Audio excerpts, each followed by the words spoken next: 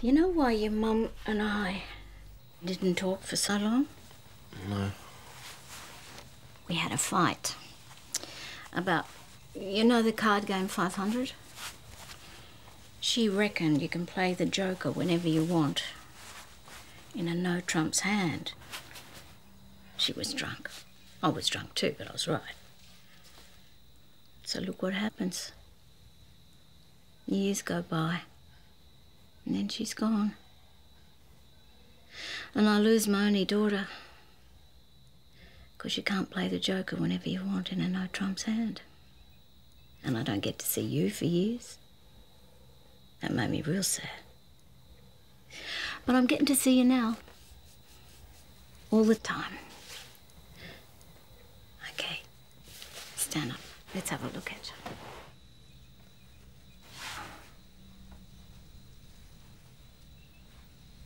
Sweet. How do I look? Yeah, good. Correct.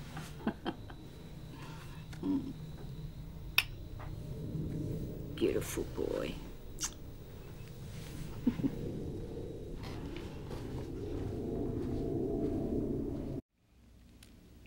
And you just saw the clip for Animal Kingdom, which tells the story of 17-year-old Josh, who finds himself trying to navigate for his own survival in his very explosive crime family, led by the matriarch, who is unlike many characters you're going to see on film this year.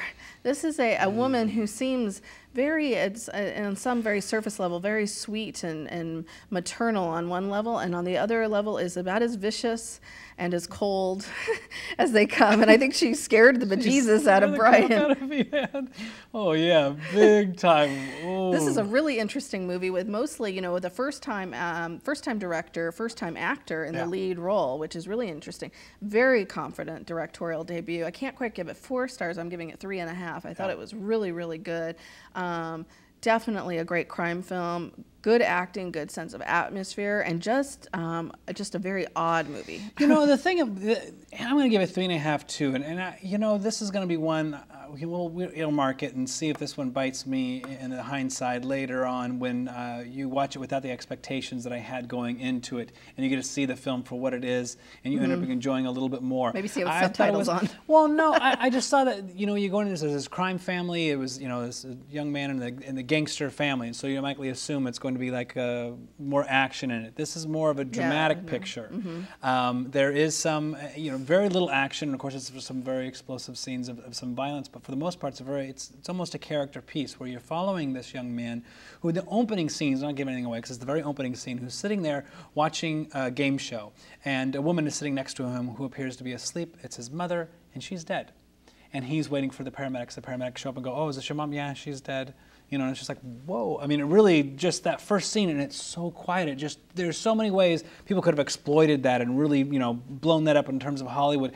And this wasn't. I mean, it just, when he did that, it was like, oh my gosh, you know, I'm still reading credits. This is wow. Yeah. So, I mean, it really gets you going. But everything is so subdued. This family is very subdued. And then there's those, except for the one, Pope, who's very scary. But for the most part, you know, it's just, it's a very subtle film. And it builds, and then it builds, and then you're on the edge of your seat. Yeah. And there are some scenes, especially with his girlfriend, where, you know, you hear people going, you know, it's usually very quiet, obviously, in the theater, but people start leaning in and going, "Don't do that, don't do that, don't do that. What does she do? Oh, no, no, don't do that. Oh, no, oh, no." And there was a scene where you went, "Oh, no." I think I did say, "Oh, no," out loud, which I usually try not to talk in the movies. And that's because you care about the characters, you like what's going on, there's telling a fantastic story, and so, yeah, it's very compelling, but it's just, there was at times where it felt a little too drawn back. Again, I was expecting something else, so that makes it a little bit harder. Yeah, when it's almost mislabeled, because I think it's been labeled sort of as a gangster film, and you almost expect something like Goodfellas or something, and it's going to be, you know, wham bam, right?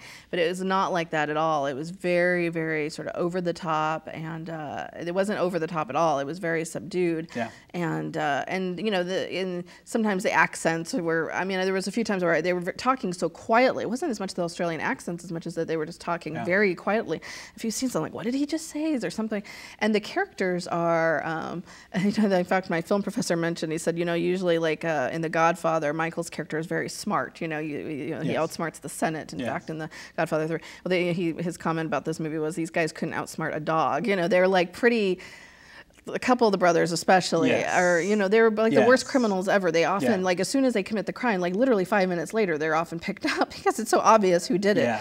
And the one crime in particular that they commit with the cops in the middle of the street was like, I mean, literally, you know, could be earmarked. It's like the guy that drives around with the ATM machine, you know, chained to the back of the car. I mean, these are like those kind of criminals. So it's also interesting to see that kind of criminal on screen rather than the smart ones that always have everything figured out. So and the main character, you know, there's one scene where he finally becomes very emotional, and it's a very powerful scene because there are times where you're just very like, withdrawn. Yeah, you're watching and you're like, is that a character choice? Is that good acting, or is we not a very good actor? It's kind of okay, and so there's just there's I think he was supposed to be just someone who's dealt with so much that he's just sort of pulled himself in. He's just he's very numb. He can't help that. But as a first film, holy smokes, this is something to watch, and let's hope that this isn't just a fluke. And this is another filmmaker that's going to be coming out of the woodworks. Hey, maybe it'll be someone who'll lead Australia into the forefront of filmmaking and replace Baz Luhrmann, please. Okay, so we're going to move on to our next category. Really, Alex?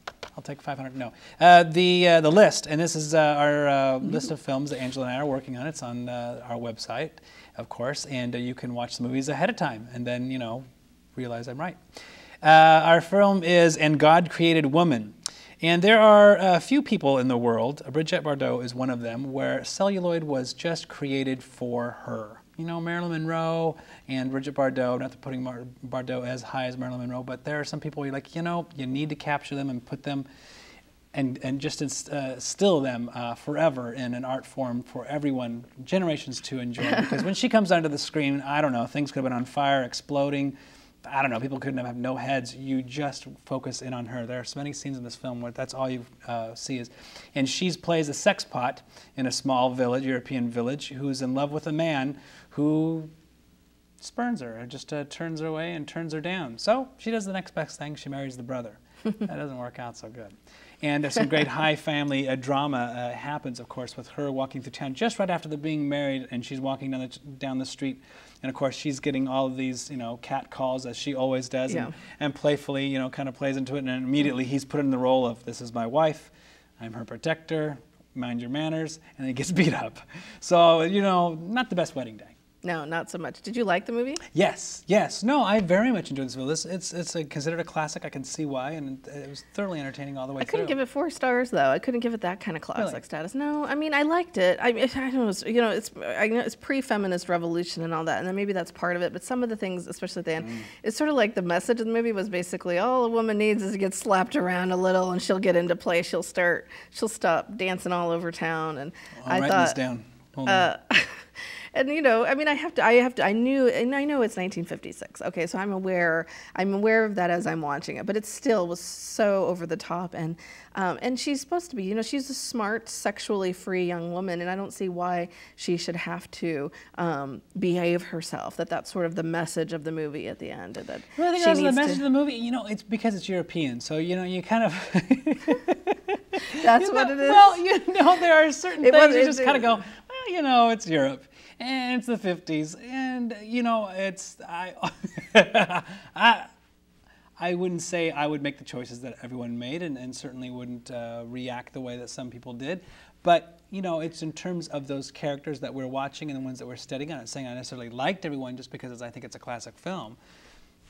It has a great look to it. I will say that. The beautiful photography, not just Brigitte Bardot, that obviously that's part of it, but it's filmed, of course, in south of France, so it's sunny and there's the water, and it does a really good job, I think, of capturing the sense of place. I mean, you really feel like, it was filmed on location, and you really, but it seems strange they brought in this whole sort of like plot line of like the land deal, it's the good, evil corporate guy who's going to develop the land. Be all on that. But then it's sort of that by the end is just kind of like, they just sort of drop that whole plot because they get invested in her and her marriage thing, but this sort of like, why did you even bring it up then? It was sort of strange. That it was very European, Angela. We kind of did it. Is that your whole review of the news? This is European, just forget it. There are certain things that, you just kind of go, have another Yeah, I espresso. mean, I'm good. I couldn't compare this. I mean, Fellini was making films in the 50s and Bergman, and I couldn't compare it on that level, I guess. I couldn't say, oh, this is a four-star there weren't film. any, hunchback midgets. There wasn't any, black clowns. Now, if there had been, there would have been a four-star movie. And it was shot in black and white, and it didn't have his wife in it. I mean, come on. I'm not saying it's Kane by any means, Yeah, but that's no, what it's I'm a very saying. enjoyable film. I'm just comparing it with the other wasn't- films of that era. That's all. There was a remake in the late '80s I never saw. Oh, and who so, was in the remake? Do you know? I didn't Rebecca De Mornay, I believe. Really? Well, that's interesting casting. Yeah. So, She's I'd no Bridget heard a lot about Bardot. this film. No, so I heard a lot about this film. You put it in, it gets this conga drums going, a little jazzy score going in the the music background, was fun. and you just kind of, hey. Just What drink is a it? glass Yeah. of light wine while Yeah. you're watching it, or Exactly. a fruity drink of some Yeah. sort.